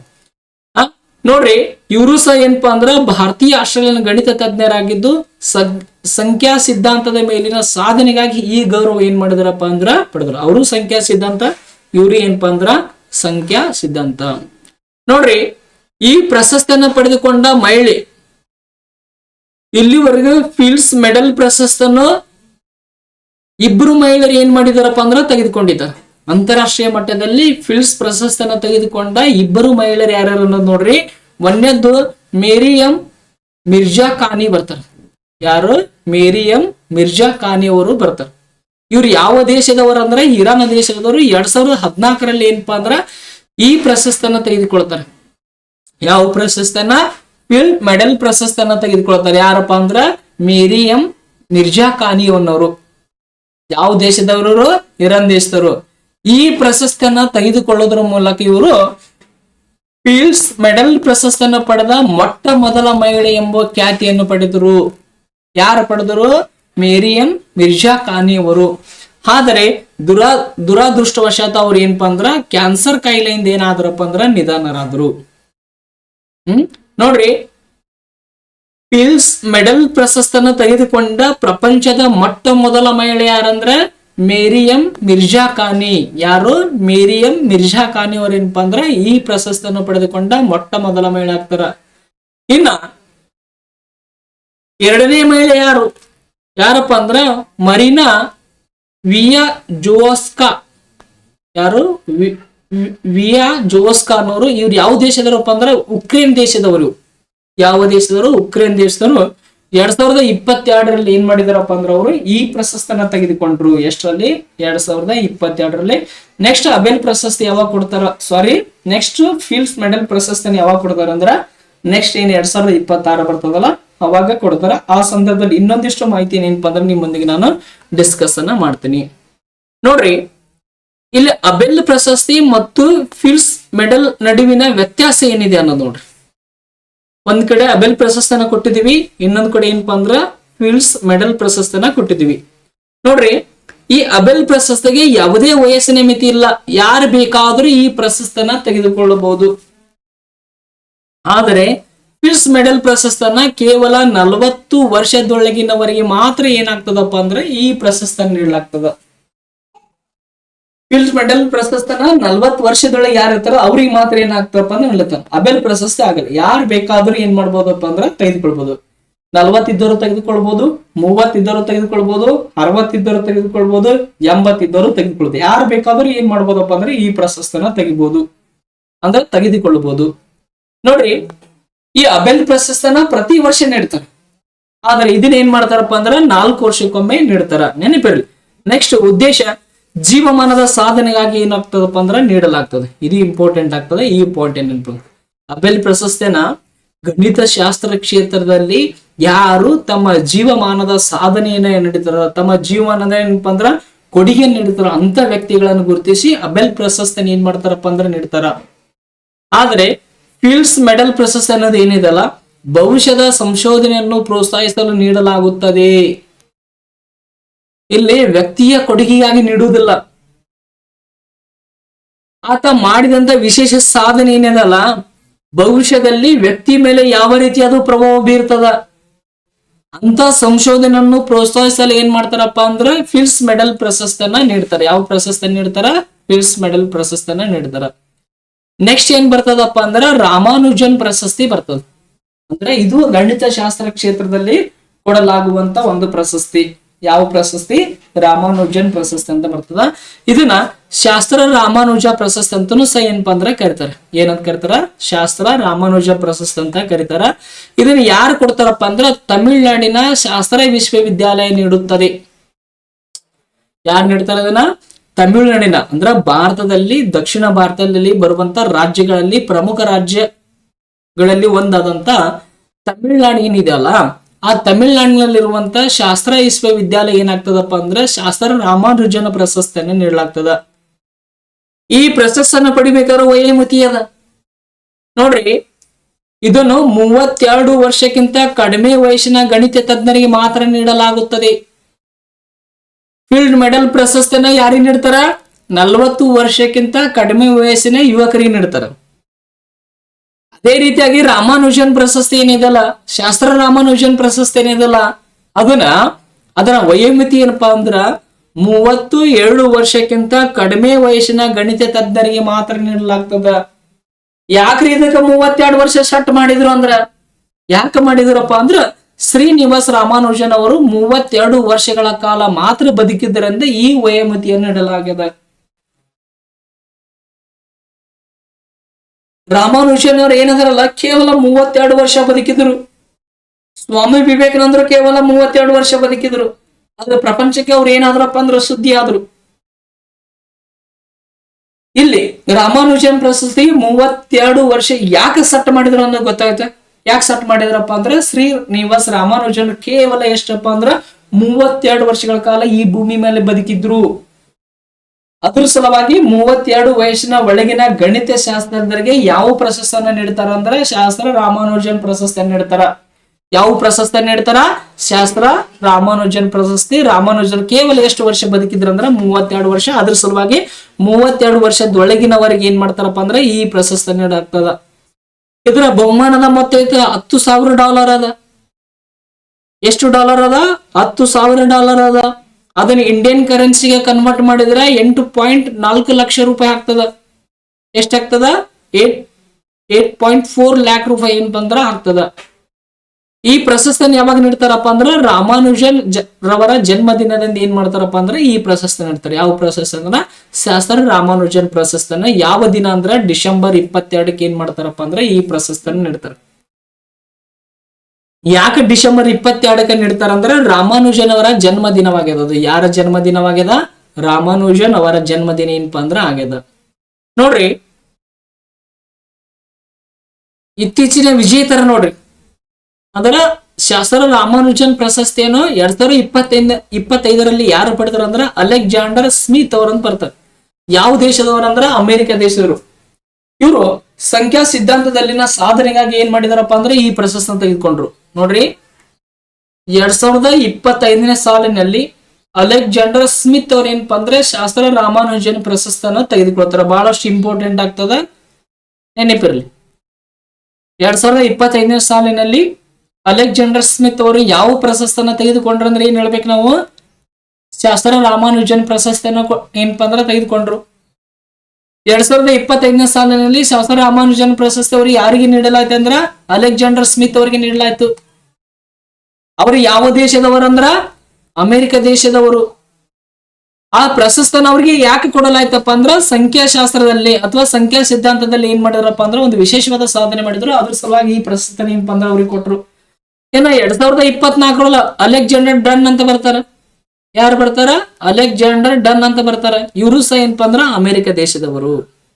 ನೆಕ್ಸ್ಟ್ ICTP ರಾಮಾನುಜನ್ ಪ್ರಶಸ್ತಿ ಅಂತ ಬರ್ತದ. ನೋಡ್ರಿ, ICTP ರಾಮಾನುಜನ್ ಪ್ರಶಸ್ತಿ ಬೇರೆ, ಶಾಸ್ತ್ರ ರಾಮಾನುಜನ್ ಪ್ರಶಸ್ತಿ ಬೇರೆ. ಆದ್ರೆ ಎರಡೂ ಏನ್ ಮಾಡ್ತಾರಪ್ಪ ಅಂದ್ರ ಗಣಿತ ಶಾಸ್ತ್ರ ಕ್ಷೇತ್ರದಲ್ಲೇ ನೀಡ್ತಾರ. ನೋಡ್ರಿ, ಇದನ್ನ ಯಾವುದು ICTP ರಾಮಾನುಜನ್ ಪ್ರಶಸ್ತಿಯನ್ನು ಇಟಲಿಯ Abdus Salam international centre for theoretical physics ಮತ್ತು ಭಾರತ ಸರ್ಕಾರದ ವಿಜ್ಞಾನ ಮತ್ತು ತಂತ್ರಜ್ಞಾನ ಇಲಾಖೆ ಜಂಟಿಯಾಗಿ ಈ ಪ್ರಶಸ್ತಿಯನ್ನು ನೀಡ್ತಾವ. ICTP ರಾಮಾನುಜನ್ ಪ್ರಶಸ್ತಿ ಯಾರು ಕೊಡ್ತಾರಪ್ಪ ಅಂದ್ರೆ ಇಟಲಿ ದೇಶದ Abdus Salam international centre for theoretical physics ಮತ್ತು ಭಾರತ ಸರ್ಕಾರದ ವಿಜ್ಞಾನ ಮತ್ತು ತಂತ್ರಜ್ಞಾನ ಇಲಾಖೆ ಎರಡೂ ಜಂಟಿಯಾಗಿ ICTP ರಾಮಾನುಜನ್ ಪ್ರಶಸ್ತಿ ನೀಡ್ತಾವ. ಯಾವ್ಯಾವ ನೀಡ್ತಾವ? Abdus Salam international centre for theoretical physics ಮತ್ತು ಭಾರತ ಸರ್ಕಾರದ ವಿಜ್ಞಾನ ಮತ್ತು ತಂತ್ರಜ್ಞಾನ ಇಲಾಖೆ ಎರಡೂ ಜಂಟಿಯಾಗಿ ಯಾವ ಪ್ರಶಸ್ತಿ ನೀಡ್ತಾವ ಅಂದ್ರೆ ICTP ರಾಮಾನುಜನ್ ಪ್ರಶಸ್ತಿಯನ್ನ ನೀಡ್ತಾವ. ನೋಡ್ರಿ, ಉದ್ದೇಶ ಏನು ಈ ಪ್ರಶಸ್ತಿ ಅಂದ್ರೆ ಇದು ಅಭಿವೃದ್ಧಿ ಹೊಂದುತ್ತಿರುವ ದೇಶಗಳ ಯುವ ಗಣಿತ ತಜ್ಞರಿಗೆ ನೀಡುತ್ತಿರುವಂತ ಪ್ರಶಸ್ತಿ ಆಗಿದೆ. ಯಾವ್ದು? ಅಭಿವೃದ್ಧಿ ಹೊಂದುತ್ತಿರುವ ಅಭಿವೃದ್ಧಿಶೀಲ ರಾಷ್ಟ್ರಗಳಂತ ನಾವ್ ಏನ್ ಮಾತಾಡ್ತೀವಲ್ಲ, ಡೆವಲಪಿಂಗ್ ಕಂಟ್ರಿ ಅಂತ ಏನ್ ಮಾತಾಡ್ತೀವಲ್ಲ, ಆ ಡೆವಲಪಿಂಗ್ ಕಂಟ್ರಿ ಅಥವಾ ಅಭಿವೃದ್ಧಿಶೀಲ ರಾಷ್ಟ್ರಗಳಲ್ಲಿರುವಂತ ಯುವ ಗಣಿತ ತಜ್ಞರಿಗೆ ಏನ್ ಮಾಡ್ತಾರಪ್ಪ ಅಂದ್ರೆ ಈ ಪ್ರಶಸ್ತಿಯನ್ನು ನೀಡ್ತಾರ. ಮುಂದುವರಿದ ಅಭಿವೃದ್ಧಿ ಹೊಂದಿದ ದೇಶಗಳ ಗಣಿತ ತಜ್ಞರಿಗಲ್ಲ, ಅಭಿವೃದ್ಧಿಶೀಲ ಅಭಿವೃದ್ಧಿ ಹೊಂದುತ್ತಿರುವ ಡೆವಲಪಿಂಗ್ ಕಂಟ್ರಿ ಏನದವಲ್ಲ ಅಂತ ದೇಶದಲ್ಲಿರುವಂತ ಯುವ ಗಣಿತ ತಜ್ಞರನ್ನು ಗುರುತಿಸಿ ICTP ರಾಮಾನುಜನ್ ಪ್ರಶಸ್ತಿ ಏನ್ ಮಾಡ್ತಾರಪ್ಪ ಅಂದ್ರೆ ನೀಡಲಾಗ್ತದ. ನೋಡ್ರಿ, ಇದ್ರ ವಯೋಮಿತಿ ಏನದ, ವಿಜೇತರ ವಯೋಮಿತಿ 40 ವರ್ಷಕ್ಕಿಂತ ಕಡಿಮೆ ವಯಸ್ಸಿನವರಾಗಿರ್ಬೇಕು. ಶಾಸ್ತ್ರ ರಾಮಾನುಜನ್ ಪ್ರಶಸ್ತಿ ಎಷ್ಟಿತ್ತು? 32 ವರ್ಷಕ್ಕಿಂತ ಕಡಿಮೆ ವಯಸ್ಸಿನ ಗಣಿತ ತಜ್ಞರಿಗೆ ನೀಡಲಾಗ್ತಿತ್ತು. ಆದ್ರೆ ICTP 45 ವರ್ಷಕ್ಕಿಂತ ಕಡಿಮೆ ವಯಸ್ಸಿನವ್ರು ಯಾರ್ತಾರಲ್ಲ ಅಂತ ಗಣಿತ ತಜ್ಞರಿಗೆ ಏನ್ ಮಾಡ್ತಾರಪ್ಪ ಅಂದ್ರೆ ಈ ಪ್ರಶಸ್ತಿ ನೀಡ್ತಾರ. 2025ರಲ್ಲಿ ಈ ಪ್ರಶಸ್ತಿ ಯಾರು ತೆಗೆದುಕೊಳ್ತಾರ ನೋಡ್ರಿ. 2025ರಲ್ಲಿ ಕ್ಲಾಡಿಯೋ ಮೊನೋಜ್ ಅನ್ನೋರು ಏನಪ್ಪಾ ಅಂದ್ರೆ ಈ ಪ್ರಶಸ್ತಿ ತೆಗೆದುಕೊಳ್ತಾರ. ಅವ್ರು ಯಾವ ದೇಶದವರು ಅಂದ್ರ ಚಿಲಿ ದೇಶದವರು. ಇನ್ನ 2024ರಲ್ಲಿ ರುಚುವಾನ್ ಲಿಯೋ ಅಂತ ಬರ್ತಾರ. ಯಾರು ಬರ್ತಾರ? ರುಚುವಾನ್ ಲಿಯೋ ಅಂತ ಬರ್ತಾರ. ಇವ್ರು ಏನಪ್ಪಾ ಅಂದ್ರೆ ಚೀನಾ ದೇಶದವರು. ಇಲ್ಲಿ 2025ರಲ್ಲಿ ಯಾರು ತೆಗೆದುಕೊಂಡ್ರೆ ಅವ್ರದ್ದು ನೆನಪಿಟ್ಕೋರಿ, ಇಂಪಾರ್ಟೆಂಟ್ ಆಗ್ತದ. 2025ರಲ್ಲಿ ICTP ರಾಮಾನುಜನ್ ಪ್ರಶಸ್ತಿಯನ್ನು ಯಾರು ತೆಗೆದುಕೊಂಡ್ರ ಅಂದ್ರೆ ಏನ್ ಹೇಳ್ಬೇಕಾಗತ್ತ ನಾವು? ಕ್ಲಾಡಿಯೋ ಮೊನೋಜ್ ಅನ್ನೋರು ಏನಪ್ಪಾ ಅಂದ್ರೆ ತೆಗೆದುಕೊಂಡ್ರು. ಅವ್ರು ಯಾವ ದೇಶದವರಪ್ಪ ಅಂದ್ರೆ ಚಿಲಿ ದೇಶದವರು. ಯಾವ ದೇಶದವರು ಅವರು? ಚಿಲಿ ದೇಶದವರು. ನೋಡ್ರಿ, ಈ ಪ್ರಶಸ್ತಿಯನ್ನ ತೆಗೆದುಕೊಂಡ ಭಾರತೀಯ ವ್ಯಕ್ತಿಗಳ ಪಟ್ಟಿ ಐತಿ ನೋಡ್ರಿ. ಇಲ್ಲಿ ನೀನಾ ಗುಪ್ತಾ ಅಂತ ಬರ್ತಾರೆ. ಇವ್ರು 2021ರಲ್ಲಿ ಏನ್ ಮಾಡ್ತಾರಪ್ಪ ಅಂದ್ರೆ ಈ ಪ್ರಶಸ್ತಿಯನ್ನು ತೆಗೆದುಕೊಳ್ತಾರೆ. ಯಾವ್ದಂದ್ರ ICTP ರಾಮಾನುಜನ್ ಪ್ರಶಸ್ತಿಯನ್ನ. ಇವರು ಕೋಲ್ಕತ್ತಾದ ಇಂಡಿಯನ್ ಸ್ಟಾಟಿಸ್ಟಿಕಲ್ ಇನ್ಸ್ಟಿಟ್ಯೂಟ್ ಗಣಿತ ತಜ್ಞ. ಜೆರಿಕ್ಸಿ ರದ್ದತಿ ಸಮಸ್ಯೆ, ಯಾವುದು? ಜೆರಿಕ್ಸಿ ರದ್ದತಿ ಸಮಸ್ಯೆ ಕುರಿತು ಏನಪ್ಪಾ ಅಂದ್ರ ಬಗೆಹರಿಸಿದ್ದಕ್ಕಾಗಿ ಇವರಿಗೆ ಏನಪ್ಪಾ ಅಂದ್ರೆ ಈ ಪ್ರಶಸ್ತಿ ಏನಪ್ಪಾ ಅಂದ್ರ ಬಂತು.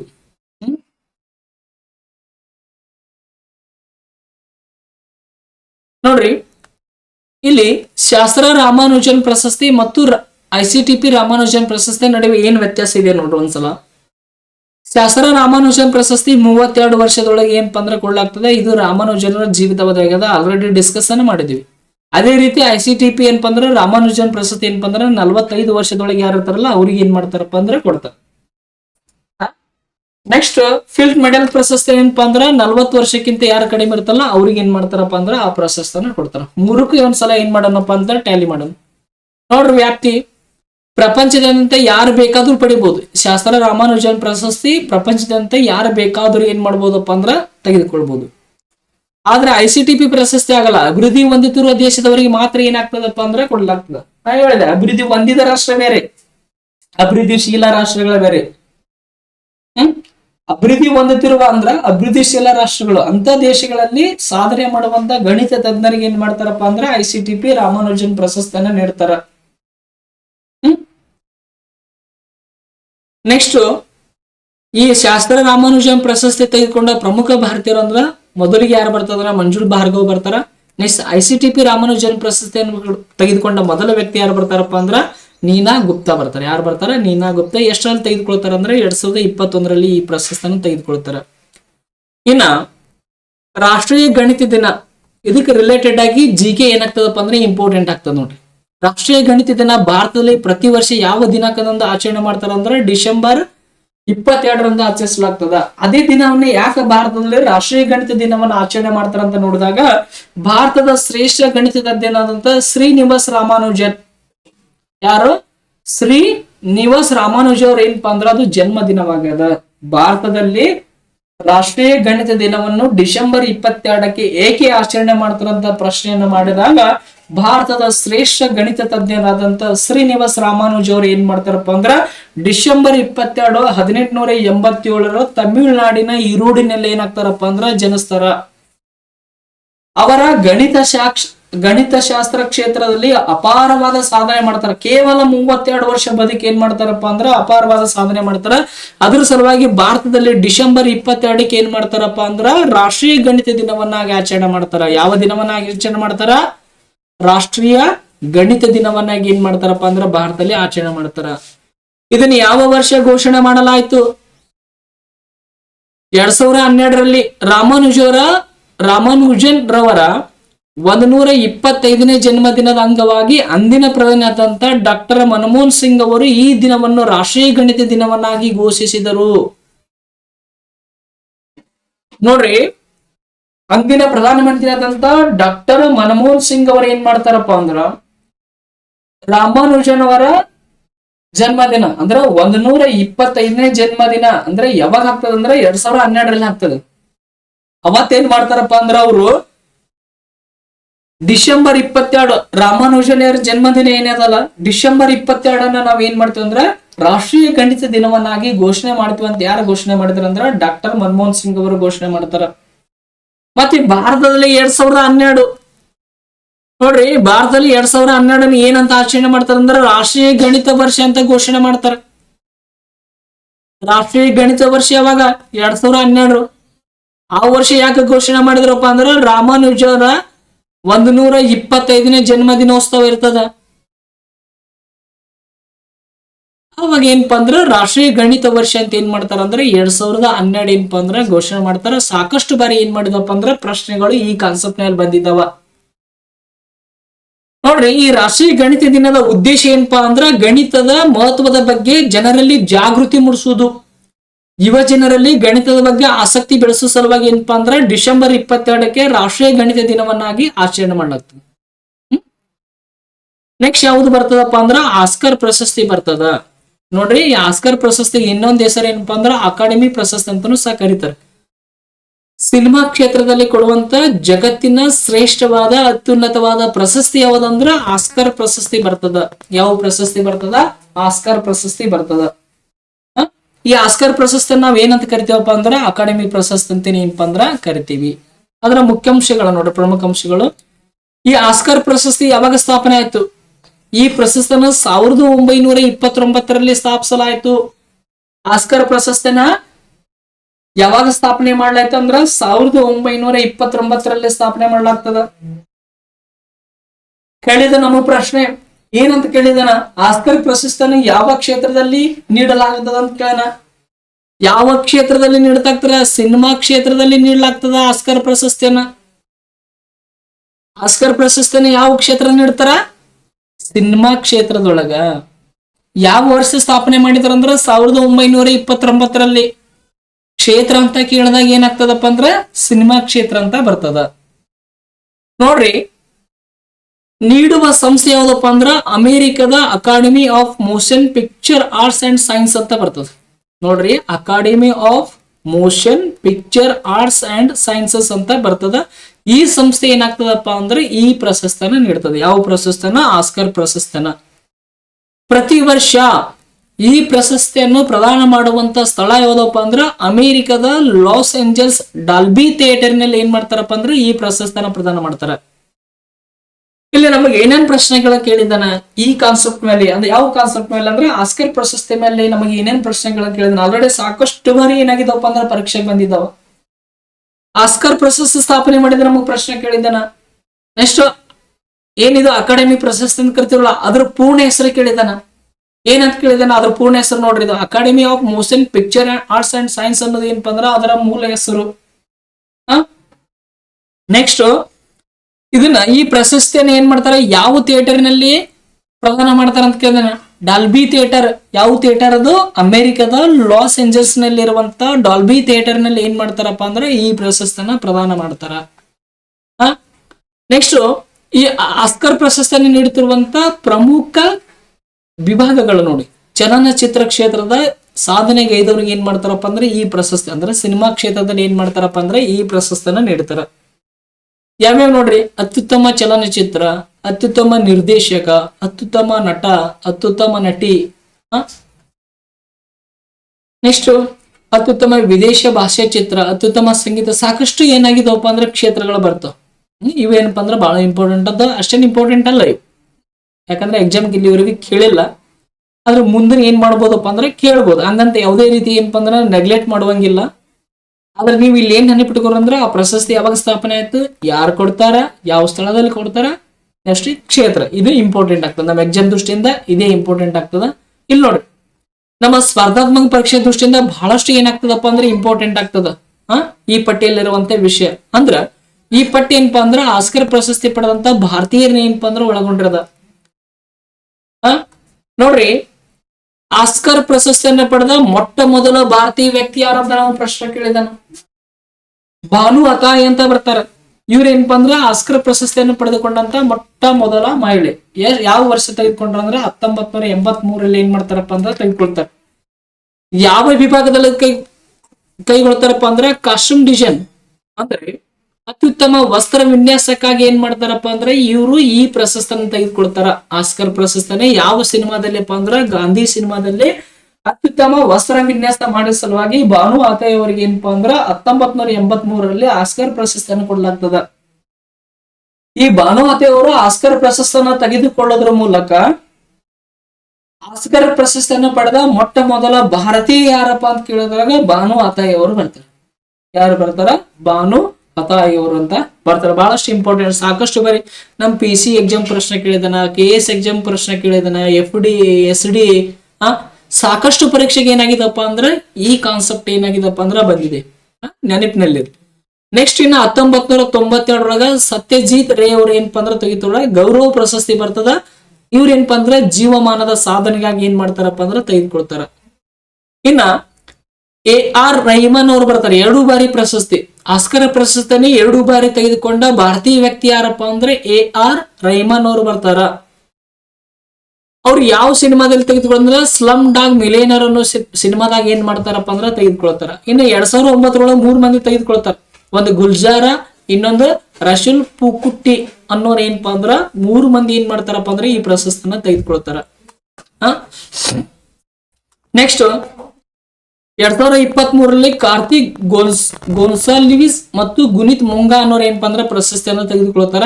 ಅವರು ಅತ್ಯುತ್ತಮ ಸಾಕ್ಷ್ಯಚಿತ್ರ ದಿ ಎಲಿಫೆಂಟ್ ವಿಸ್ಪರ್ಸ್ ಅಂತ ಬರ್ತದ. ಬಹಳಷ್ಟು ಇಂಪಾರ್ಟೆಂಟ್. ಆಸ್ಕರ್ ಪ್ರಶಸ್ತಿಯನ್ನು ತೆಗೆದುಕೊಂಡ ಮೊಟ್ಟ ಮೊದಲ ಅಂದ್ರೆ ಭಾರತದ ಮೊಟ್ಟ ಮೊದಲ ಸಾಕ್ಷ್ಯಚಿತ್ರ ಯಾವುದಪ್ಪ ಅಂತ ಕೇಳಿದಾಗ ದಿ ಎಲಿಫೆಂಟ್ ವಿಸ್ಪರ್ಸ್ ಅಂತ ಏನಪ್ಪಾ ಅಂದ್ರ ಬರ್ತದ. ಇನ್ನ 2023 MM ಕಿರ್ವಾಣಿ ಮತ್ತು ಚಂದ್ರಬೋಸ್ ಅವರು ಅತ್ಯುತ್ತಮ ಮೂಲ ಹಾಡು ನಾಟು ಹಾಡಿಗಾಗಿ ಅಂದ್ರೆ ಇಲ್ಲಿ ಇದಾವ್ರಿ RRR ಅನ್ನೋದು ಏನಪ್ಪಾ ಅಂದ್ರ ಒಂದು ಹಾಡಿಗಾಗಿ ಏನ್ ಮಾಡ್ತಾರಪ್ಪ ಅಂದ್ರ ಇವರು ಪ್ರಶಸ್ತಿ ಅಂತ ಕೂತಾರ. ಕೇಳಿದಾನೆ ಇದನ್ನ PC ಏನ್ ಮಾಡಿದಾರಪ್ಪ ಅಂದ್ರ ಕೇಳಿದಾನೆ, ಪ್ರಶ್ನೆ ಬಂದಿದ್ದಾನೆ. ನೋಡ್ರಿ ಇಲ್ಲಿ ನೆನಪಿಡುವಂತದ್ ನೋಡ್ರಿ, ಆಸ್ಕರ್ ಪ್ರಶಸ್ತಿಗೆ ನಾಮನಿರ್ದೇಶನಗೊಂಡ ಮೊದಲ ಭಾರತೀಯ ಚಿತ್ರ ಯಾವ್ದಂದ್ರ ಮದರ್ ಇಂಡಿಯಾ. ಯಾವ ವರ್ಷ ನಾಮನಿರ್ದೇಶನಗೊಂಡಿತ್ತಂದ್ರ 1957. ನೆಕ್ಸ್ಟ್ ಅತ್ಯಂತ ಹೆಚ್ಚು ಆಸ್ಕರ್ ಪ್ರಶಸ್ತಿಗಳನ್ನು ಗೆದ್ದ ವ್ಯಕ್ತಿ ಯಾರಪ್ಪ ಅಂದ್ರ ವಾಲ್ಟ್ ಡಿಸ್ನಿ ಅವ್ರ ಏನಪ್ಪಾ ಅಂದ್ರ ಒಟ್ಟು 22 ಆಸ್ಕರ್ ಪ್ರಶಸ್ತಿಗಳನ್ನು ತೆಗೆದುಕೊಳ್ತಾರೆ. ಅತ್ಯಂತ ಹೆಚ್ಚು ಆಸ್ಕರ್ ಪ್ರಶಸ್ತಿಗಳನ್ನು ಗೆದ್ದ ವ್ಯಕ್ತಿ ಯಾರಪ್ಪ ಅಂದ್ರ ವಾಲ್ಟ್ ಡಿಸ್ನಿ ಅವರು ಬರ್ತಾರೆ. ಆಲ್ರೆಡಿ PSI ಬಂದಿದೆ ಈ ಪ್ರಶ್ನೆ 400 PSI ಎಕ್ಸಾಮ್ ಏನ್ ನಡೀತಲ್ಲ ಆ ಎಕ್ಸಾಮ್ ಒಳಗೆ ಏನ್ ಮಾಡಿದಾನಪ್ಪ ಅಂದ್ರೆ ಈ ಪ್ರಶ್ನೆಯನ್ನು ಕೇಳಿದ್ದಾನೆ. ಏನಂತ ಕೇಳಿದಾನಪ್ಪ ಅಂದ್ರೆ ಅತ್ಯಂತ ಹೆಚ್ಚು ಆಸ್ಕರ್ ಪ್ರಶಸ್ತಿ ಪಡೆದ ವ್ಯಕ್ತಿ ಯಾರು ಅಂತ ಪ್ರಶ್ನೆ ಕೇಳಿದಾರೆ. ಯಾರು ತೆಗೆದುಕೊಂಡಿದ್ದಾರೆ? ವಾಲ್ಟ್ ಡಿಸ್ನಿ ಅವರು ಬರ್ತಾರ. ಒಟ್ಟು ಎಷ್ಟು ಪ್ರಶಸ್ತಿಯನ್ನು ಕೈ ತೆಗೆದುಕೊಳ್ತಾರಪ್ಪ ಅಂದ್ರೆ 22 ಪ್ರಶಸ್ತಿಗಳು. ವಾಲ್ಟ್ ಡಿಸ್ನಿ ಎಷ್ಟು ಆಸ್ಕರ್ ಪ್ರಶಸ್ತಿಗಳನ್ನು ತೆಗೆದುಕೊಂಡಿದ್ದಾರಪ್ಪ ಅಂದ್ರ 22 ಆಸ್ಕರ್ ಪ್ರಶಸ್ತಿಗಳನ್ನು ಪಡೆಯೋದ್ರ ಮೂಲಕ ಆಸ್ಕರ್ ಪ್ರಶಸ್ತಿ ಇತಿಹಾಸದಲ್ಲಿ ಅತ್ಯಂತ ಹೆಚ್ಚು ಆಸ್ಕರ್ ಪ್ರಶಸ್ತಿ ಪಡೆದ ವ್ಯಕ್ತಿಯಾಗಿ ಏನಾಗ್ತಿದಾರಪ್ಪ ಅಂದ್ರೆ ಅವರು ಗುರುತಿಸಿಕೊಂಡಿದ್ದಾರೆ. ನೆಕ್ಸ್ಟ್ ಅತ್ಯಂತ ಹೆಚ್ಚು ಆಸ್ಕರ್ ಗೆದ್ದಂತ ಚಿತ್ರಗಳು ಇಲ್ಲದ 3 ಚಿತ್ರಗಳದ ಒಂದ್ಸಲ ಏನ್ ಮಾಡಿ ನೋಡ್ಕೊಂಡ್ಬಿಡ್ರಿ. ತಲಾ ಎಷ್ಟಾಗಿದವಪ್ಪ ಅಂದ್ರೆ 11 ಪ್ರಶಸ್ತಿಗಳನ್ನು ಪಡೆದುಕೊಂಡಿದ್ದವ. ಬಿಡ್ರಿ, ಅದು ವರ್ಡ್ ರಿಪೀಟ್ ಆಗ್ತದ. ನೆಕ್ಸ್ಟ್ ಯಾವ್ದು ಬರ್ತದಪ್ಪ ಅಂದ್ರ ರಾಮನ್ ಮ್ಯಾಗೆಸೆಸಿ ಪ್ರಶಸ್ತಿ ಬರ್ತದ. ಯಾವ್ದು ಬರ್ತದ? ರಾಮನ್ ಮ್ಯಾಗೆಸೆಸಿ ಪ್ರಶಸ್ತಿ ಅಂತ ಬರ್ತದ. ಇದನ್ನ ಏನಂತ ಕರಿತಾರಪ್ಪ ಅಂದ್ರೆ ಏಷ್ಯಾದ ನೊಬೆಲ್ ಪ್ರಶಸ್ತಿ ಅಂತ ಕರೀತಾರ. ರಾಮನ್ ಮ್ಯಾಗೆಸೆಸಿ ಪ್ರಶಸ್ತಿಯನ್ನು ಏನಂತ ಕರೀತಾರಪ್ಪ ಅಂದ್ರ ಏಷ್ಯಾದ ನೊಬೆಲ್ ಪ್ರಶಸ್ತಿ ಅಂತ ಕರೀತಾರ. ಇದು ಏಷ್ಯಾ ಖಂಡದಲ್ಲಿ ನೀಡುತ್ತಿರುವಂತ ಅತ್ಯುನ್ನತ ಗೌರವ ಆಗಿದೆ. ಯಾವನಾಗಿದೆ ಇದು? ಅತ್ಯುನ್ನತ ಗೌರವ ಆಗಿದೆ. ನೋಡ್ರಿ, ಈ ರಾಮನ್ ಮ್ಯಾಗೆಸೆಸಿ ಪ್ರಶಸ್ತಿಯನ್ನು ಯಾವ ವರ್ಷ ಸ್ಥಾಪನೆ ಮಾಡ್ಲತ್ತಂದ್ರ 1957. ಯಾವ ವರ್ಷ ಸ್ಥಾಪನೆ ಮಾಡ್ಲಾಗ್ತದ? 1957 ಏನಾಗ್ತದಪ್ಪ ಅಂದ್ರ ಈ ಪ್ರಶಸ್ತಿಯನ್ನ ಸ್ಥಾಪನೆ ಮಾಡ್ಲಾಗ್ತದ. ಈ ಪ್ರಶಸ್ತಿಯನ್ನು ಯಾರ ಹೆಸರಿನಲ್ಲಿ ನೀಡಲಾಗ್ತದ? ಫಿಲಿಪೀನ್ಸ್ ದೇಶದ 7ನೇ ಅಧ್ಯಕ್ಷರಾದಂತ ರಾಮನ್ ಮ್ಯಾಗೆಸೆಸೆ ರವರ ಗೌರವಾರ್ಥವಾಗಿ ಈ ಪ್ರಶಸ್ತಿಯನ್ನು ನೀಡಲಾಗ್ತದ. ನೋಡ್ರಿ, ರಾಮನ್ ಮ್ಯಾಗೆಸೆಸೆ ಪ್ರಶಸ್ತಿಯನ್ನ ಯಾವ ವರ್ಷ ಸ್ಥಾಪನೆ ಮಾಡಿದ್ರ ಅಂದ್ರ 1957ರಲ್ಲಿ ಸ್ಥಾಪನೆ ಮಾಡ್ತಾರೆ. ಎಷ್ಟರಲ್ಲಿ ಸ್ಥಾಪನೆ ಮಾಡ್ತಾರ? 1957ರಲ್ಲಿ ಸ್ಥಾಪನೆ ಮಾಡಲಾಗ್ತದ. ಈ ಪ್ರಶಸ್ತಿನ ಯಾರ ಹೆಸರಿನಲ್ಲಿ ನೀಡ್ತಾ ಆಗ್ತದ? ಇಂಪಾರ್ಟೆಂಟ್ ಆಗ್ತದ ನಮಗೆ ಎಕ್ಸಾಮಕ್ಕೆ. ಫಿಲಿಪೈನ್ಸ್ ದೇಶದ 7ನೇ ಅಧ್ಯಕ್ಷರು. ಯಾವ ದೇಶದ 7ನೇ ಅಧ್ಯಕ್ಷರು? ಫಿಲಿಪೈನ್ಸ್ ದೇಶದ 7ನೇ ಅಧ್ಯಕ್ಷರಾದಂತ ರಾಮನ್ ಮ್ಯಾಗೆಸೆಸೆ ಅವರೇ ಗೌರವಾರ್ಥವಾಗಿ ಏನ್ ಮಾಡ್ತಾರಪ್ಪ ಅಂದ್ರ 1957ರೊಳಗ ಈ ಪ್ರಶಸ್ತಿನ ಏನ್ ಮಾಡ್ತಾರ? ಸ್ಥಾಪನೆ ಮಾಡ್ತಾರ. ಇದರ ಉದ್ದೇಶ ಏನು? ಈ ಪ್ರಶಸ್ತಿ ನೀಡುವ ಉದ್ದೇಶ ಏನಂದಾಗ ಏಷ್ಯಾದಲ್ಲಿ ಅಥವಾ ಏಷ್ಯಾ ಖಂಡದಲ್ಲಿ ನಿಸ್ವಾರ್ಥ ಸೇವೆ ಸಲ್ಲಿಸಿದ ವ್ಯಕ್ತಿಗಳು ಮತ್ತು ಸಂಸ್ಥೆಗಳಿಗೆ ಈ ಪ್ರಶಸ್ತಿಯನ್ನು ನೀಡಿ ಗೌರವಿಸಲಾಗ್ತದ. ಎಂತ ಸೇವೆ ಸಲ್ಲಿಸಿರ್ಬೇಕು? ನಿಸ್ವಾರ್ಥ ಸೇವೆ. ಯಾವ ಖಂಡದಲ್ಲಿ? ಏಷ್ಯಾ ಖಂಡದಲ್ಲಿ ಮಾತ್ರ. ಪ್ರಪಂಚದಲ್ಲಿ ಎಷ್ಟು ಖಂಡಗಳದಾವ? ಎಷ್ಟದವ? 7 ಅದಾವ. ಇತ್ತೀಚೆಗೆ ಏನಾಗಿದಪ್ಪ ಅಂದ್ರ ಝೀಲ್ಯಾಂಡ್ ಅನ್ನೋದೊಂದು ಖಂಡ ಪತ್ತೆ ಆಗ್ಯದ. ಅದನ್ನ ನೆನಪಿಟ್ಟುಕೋರಿ. ಇನ್ನ ಅಧಿಕೃತವಾಗಿ ಏನ್ ಮಾಡಿಲ್ಲಪ್ಪ ಅಂದ್ರ ಅದನ್ನ ಘೋಷಣೆ ಮಾಡಿಲ್ಲ. ಪ್ರಪಂಚದಲ್ಲಿ ಪ್ರೆಸೆಂಟ್ ಇರುವ ಖಂಡಗಳ ಸಂಖ್ಯೆ ಎಷ್ಟು ಅಂತ ಕೇಳಿದಾಗ 7 ಅಧಿಕೃತ ಮಾಹಿತಿ ಪ್ರಕಾರ. ಆದ್ರೆ ಹೊಸದಾಗಿ ಒಂದು ಖಂಡ ಏನಾಗಿದಪ್ಪ ಅಂದ್ರ ಝೀಲ್ಯಾಂಡ್ ಅನ್ನೋದು ಪತ್ತೆ ಆಗ್ಯದ. ಅದು ಇನ್ನೂ ಅಧಿಕೃತವಾಗಿ ಘೋಷಣೆ ಆಗಿಲ್ಲ. ಅದೊಂದು ಏನಾದ್ರೂ ಘೋಷಣೆ ಆಯ್ತಂದ್ರ ಪ್ರಪಂಚದಲ್ಲಿ ಎಷ್ಟು ಖಂಡಗಳಾಗ್ತಾವಪ್ಪ ಅಂದ್ರೆ 8 ಖಂಡಗಳಾಗ್ತಾವ. ಎಷ್ಟು ಖಂಡಗಳಾಗ್ತಾವ? 8 ಖಂಡಗಳಾಗ್ತಾವ. ಸುಮ್ನೆ ನೆನಪಿಟ್ಕೊಳ್ರಿ. ಮತ್ತೆ ಈ ಸದ್ಯಕ್ಕೆ ಏನ ಎಕ್ಸಾಮ್ದೊಳಗೆ ಏನಾದ್ರು ಕೇಳಿದ್ರಂದ್ರೆ 7 ಖಂಡ ಅಂತ ಹಾಕಿ ಬರ್ರಿ. ಏನ ಇದು ಘೋಷಣೆ ಆಗಿಲ್ಲ. ನೋಡ್ರಿ, ಏಷ್ಯಾ ಖಂಡದಲ್ಲಿ ಯಾರು ನಿಸ್ವಾರ್ಥ ಸೇವೆ ಸಲ್ಲಿಸಿರ್ತಾರಲ್ಲ ಅಂತ ವ್ಯಕ್ತಿಗಳಿಗೆ ಮತ್ತು ಸಂಸ್ಥೆಗಳಿಗೆ ಏನ್ ಮಾಡ್ತಾರಪ್ಪ ಅಂದ್ರ ರಾಮನ್ ಮ್ಯಾಗೆಸೆಸೆ ಪ್ರಶಸ್ತಿನ ಏನ್ ಮಾಡ್ತಾರಂದ್ರ ನೀಡಲಾಗ್ತದ.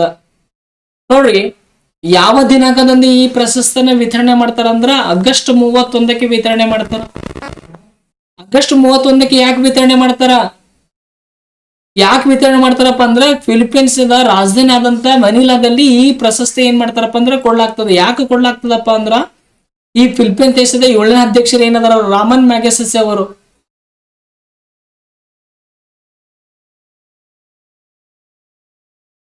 ಅವರ ಜನ್ಮದಿನದ ಸವಿನೆನಪಿಗಾಗಿ ಏನ್ ಮಾಡ್ತಾರಪ್ಪ ಅಂದ್ರೆ ಈ ಪ್ರಶಸ್ತಿಯನ್ನ ನೀಡ್ತಾರ. ಏನ್ ಮಾಡ್ತಾರ? ಜನ್ಮದಿನದ ಸವಿನೆನಪಿಗಾಗಿ ಏನ್ ಮಾಡ್ತಾರಪ್ಪ ಅಂದ್ರ ಈ ಪ್ರಶಸ್ತಿಯನ್ನ ನೀಡ್ತಾರ. ಇಲ್ಲಿ ನಮಗ ಒಂದು ಆಲ್ರೆಡಿ ಏನಪ್ಪ ಅಂದ್ರ ಸಾಕಷ್ಟು ಬೇರೆ ಪ್ರಶ್ನೆ ಬಂದಿದೆ ಈ ಕಾನ್ಸೆಪ್ಟ್ ಮೇಲೆ. ನೋಡ್ರಿ, ಫಿಲಿಪೈನ್ಸ್ ದೇಶದ ರಾಜಧಾನಿ ಯಾವ್ದಂತ ಕೇಳಿದಾರ. ಯಾವುದು? ಮನಿಲಾ ಬರ್ತದ. ಯಾವ್ದು ಬರ್ತದ? ಮನಿಲಾ ಅನ್ನೋದು ಏನಪ್ಪಾ ಅಂದ್ರ ಫಿಲಿಪೈನ್ಸ್ ದೇಶದ ರಾಜಧಾನಿ ಬರ್ತದ. ನೆಕ್ಸ್ಟ್, ರಾಮನ್ ಮ್ಯಾಗೆಸೆಸೆ ಪ್ರಶಸ್ತಿಗಳನ್ನ ನೀಡುವ ಪ್ರಮುಖ ಕ್ಷೇತ್ರಗಳ ನೋಡ್ರಿ. ಇಲ್ಲಿ ಸರ್ಕಾರಿ ಸೇವೆ, ಗೋರ್ಮೆಂಟ್ ಸರ್ವಿಸ್ ಏನದಲ್ಲ ಅವ್ರಿಗೆ ಕೊಡ್ತಾರ. ಸಾರ್ವಜನಿಕ ಸೇವೆ, ಸಮುದಾಯ ನಾಯಕತ್ವ, ಪತ್ರಿಕೋದ್ಯಮ, ಸಾಹಿತ್ಯ ಮತ್ತು ಸೃಜನಶೀಲ ಸಂವಹನ ಕಲೆ, ಶಾಂತಿ ಮತ್ತು ಅಂತಾರಾಷ್ಟ್ರೀಯ ತಿಳುವಳಿಕೆ, ಉದಯೋನ್ಮುಖ ನಾಯಕತ್ವ. ಈ ಕ್ಷೇತ್ರದಲ್ಲಿ ಯಾರ ಸಾಧನೆಗೆ ಇದಿರ್ತಾರಲ್ಲ ಅಂತ ವ್ಯಕ್ತಿಗಳನ್ನ ಗುರುತಿಸಿ ಏನ್ ಮಾಡ್ತಾರಪ್ಪ ಅಂದ್ರ ಈ ರಾಮನ್ ಮ್ಯಾಗೆಸೆಸೆ ಪ್ರಶಸ್ತಿ ನೀಡಲಾಗ್ತದ. ಈ ಪ್ರಶಸ್ತಿನ ಇಲ್ಲಿವರೆಗೂ 50ಕ್ಕೆ ಹೆಚ್ಚು ಭಾರತೀಯ ವ್ಯಕ್ತಿಗಳು ಏನ್ ಮಾಡಿದಾರಪ್ಪ ಅಂದ್ರೆ ಈ ಪ್ರಶಸ್ತಿಯನ್ನು ತೆಗೆದುಕೊಂಡಿದ್ದಾರೆ. ಯಾವ ಪ್ರಶಸ್ತಿಯನ್ನು ತೆಗೆದುಕೊಂಡಿದ್ದಾರಪ್ಪ ಅಂದ್ರ ರಾಮನ್ ಮ್ಯಾಗೆಸೆಸೆ ಪ್ರಶಸ್ತಿಯನ್ನ ತೆಗೆದುಕೊಂಡಿದ್ದಾರೆ. ನೋಡ್ರಿ, ಆಚಾರ್ಯ ವಿನೋಬ್ ಭಾವೆ ಅಂತ ಬರ್ತಾರ.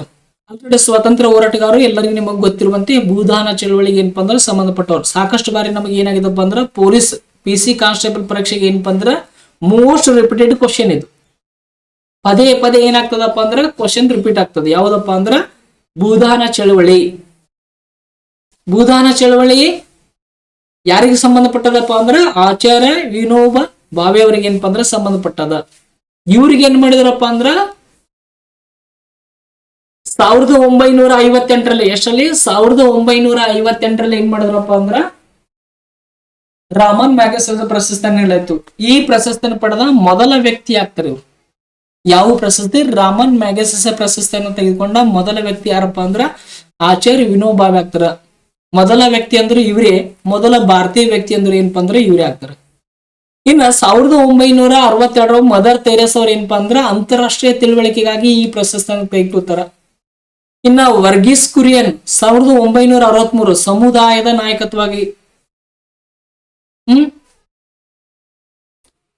ನೆಕ್ಸ್ಟ್ ನೋಡ್ರಿ, ವರ್ಗೀಸ್ ಕುರಿಯನ್ ಯಾವ ಕ್ಷೇತ್ರದಲ್ಲಿ ಅಂದ್ರ ಸಂಬಂಧಪಟ್ಟದ್ರು, ಯಾವ ಕ್ಷೇತ್ರದಲ್ಲಿ ವಿಶೇಷ ಸಾಧನೆ ಮಾಡಿದ್ರಪ್ಪ ಅಂದ್ರ ಶ್ವೇತ ಕ್ರಾಂತಿ ಅಂತ ಬರ್ತದ. ಯಾವ ಕ್ರಾಂತಿ? ಶ್ವೇತ ಕ್ರಾಂತಿ. ಶ್ವೇತ ಕ್ರಾಂತಿ ಯಾವ್ದಕ್ಕೆ ಸಂಬಂಧಪ್ಪ ಅಂದ್ರೆ ಹಾಲಿನ ಉತ್ಪಾದನೆ ಹೆಚ್ಚಿಸೋದಕ್ಕೆ ಸಂಬಂಧಪಟ್ಟದ.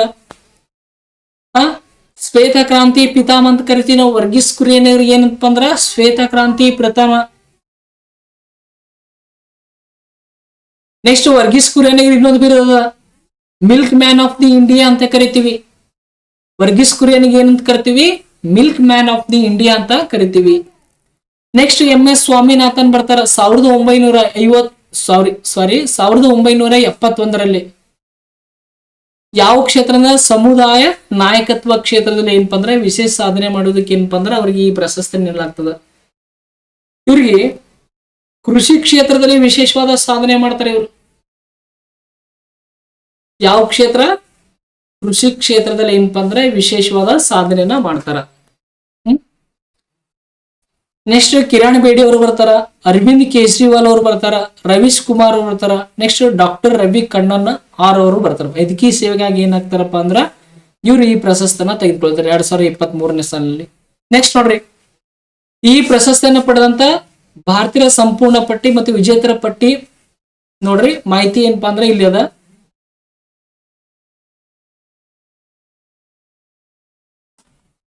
ನೋಡ್ರಿ ಇಲ್ಲಿ ಏನೋ ಮಾಹಿತಿ ಮಿಸ್ ಆಗ್ಯದ, ಬೇಡ ಆಮೇಲೆ ಏನಪ್ಪಾ ಅಂದ್ರ ಕೊನೆಗೆ ಏನಪ್ಪಾ ಅಂದ್ರ ಡಿಸ್ಕಸ್ ಅನ್ನ ಮಾಡ್ತೀನಿ ನಿಮ್ ಜೊತೆ. ನೋಡ್ರಿ, ರಾಮನ್ ಮ್ಯಾಗಿಸೆಸೆ ಪ್ರಶಸ್ತಿಯನ್ನು ತೆಗೆದುಕೊಂಡವ್ರು ಇತ್ತೀಚಿನ ವಿಜೇತರು ನೋಡ್ರಿ. 2025ರಲ್ಲಿ ಭಾರತದ ಸರ್ಕಾರೇತರ ಸಂಸ್ಥೆಯಾದಂತ NGO ಎಜುಕೇಟ್ ಗರ್ಲ್ಸ್ ಅನ್ನೋದು ಏನಪ್ಪಾ ಅಂದ್ರೆ ಈ ಪ್ರಶಸ್ತಿಗೆ ಭಾಜನ ಆಗ್ತದೆ. 2025ನೇ ಸಾಲಿನಲ್ಲಿ ಮ್ಯಾಗಿಸೆಸ್ ಪ್ರಶಸ್ತಿಯನ್ನ ತೆಗೆದುಕೊಂಡೋದು ಯಾವ್ದಪ್ಪ ಅಂದ್ರೆ ಎಜುಕೇಟ್ ಗರ್ಲ್ಸ್ ಅಂತ ಬರ್ತದ. ಅವ್ರ ಏನಪ್ಪಾ ಅಂದ್ರ ಈ ಪ್ರಶಸ್ತಿಯನ್ನ ತೆಗೆದುಕೊಳ್ತಾರೆ. ಯಾವ ಪ್ರಶಸ್ತಿಯನ್ನು ತೆಗೆದುಕೊಳ್ತಾರ? ಮ್ಯಾಗಿಸೆಸ್ ರಾಮನ್ ಮ್ಯಾಗಿಸೆಸ್ ಪ್ರಶಸ್ತಿಯನ್ನು ಏನ್ ಮಾಡ್ತಾರಪ್ಪ ಅಂದ್ರೆ ಅವ್ರು ತೆಗೆದುಕೊಳ್ತಾರ.